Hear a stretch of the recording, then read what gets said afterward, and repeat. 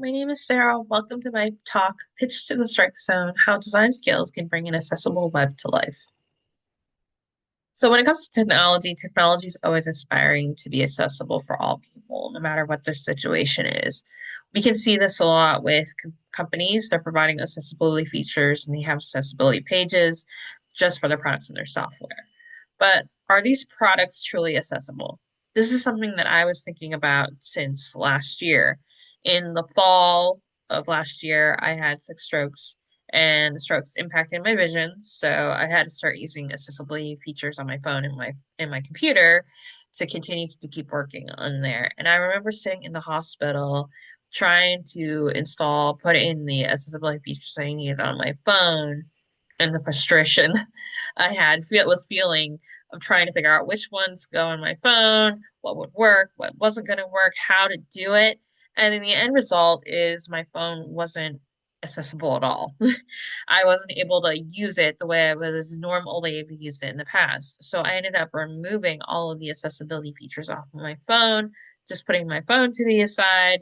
And I didn't return to my phone until I was out of the hospital, like a few weeks later.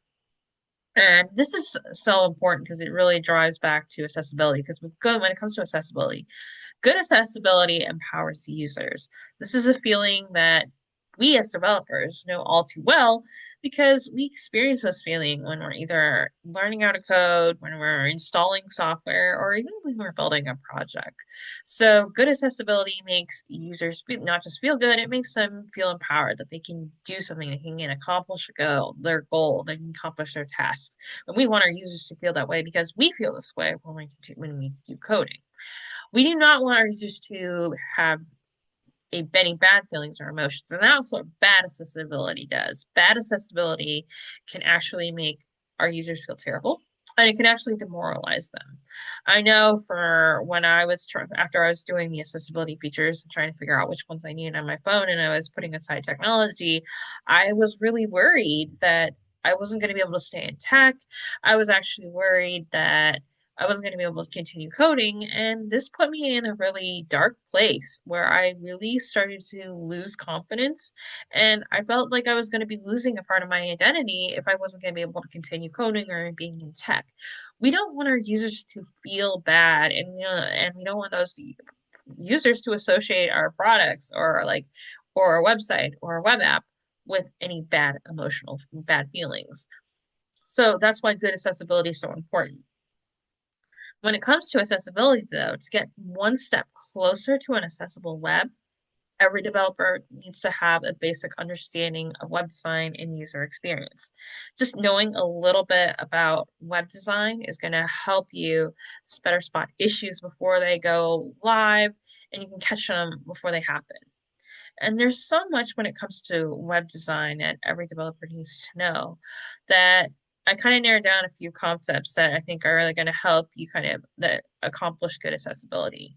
And those are user personas, sitemaps, user flows, and wireframes. So these are kind of really great tools to help encourage accessibility because when it comes to accessibility isn't a one size fit all approach. So good accessibility requires developers walking a mile in a user's shoes to help create products that meet the needs of their users. So the accessibility tools that I just mentioned, so the web design tools that I just mentioned, they help you keep you focused on your target audience. And your target audience, when you're always building something like for tech, is always going to be your user. So it keeps your mind focused on the user and what their needs are and what they need to accomplish. And it also is going to force developers a little bit to kind of get to know your users. So it's really going to put you in a good spot to getting to know your users a little bit more on a deeper level. And you're going to be able to see what the project or what you're building is going to look like through their eyes. So it's going to put you in their perspective.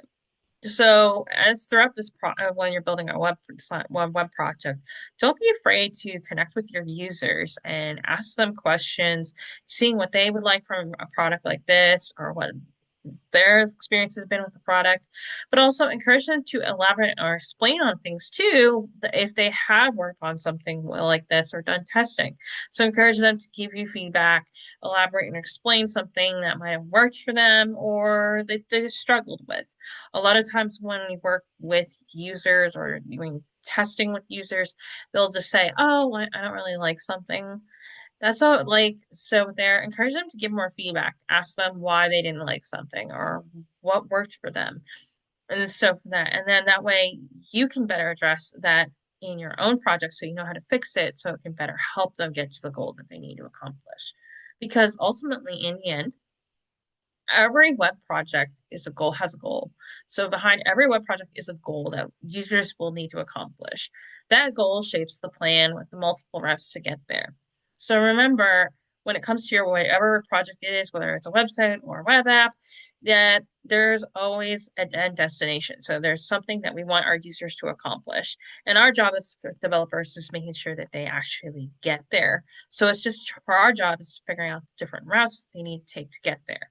And in order to figure out what routes are going to work best for our users to end up at this destination is with our data. So make sure you're going to be looking at your data a lot to see what are the potential issues and also just look for patterns that might need to be addressed.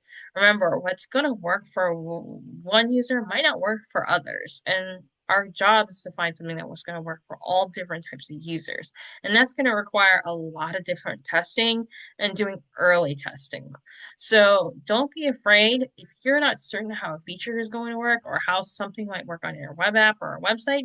Don't be afraid to do testing with that certain type of user so that way you can get the data you need so that way you can better address how to fix it or what you can keep that will continue it to work so we can get our users to that ultimately that end goal. So ultimately you want to think when it comes to our web, any project that you make is making sure you get our users from point A to point B and just figuring out all the different ways to get there. That is it for my talk for today. I hope everyone enjoys the rest of the conference, and I'll see everybody on the web.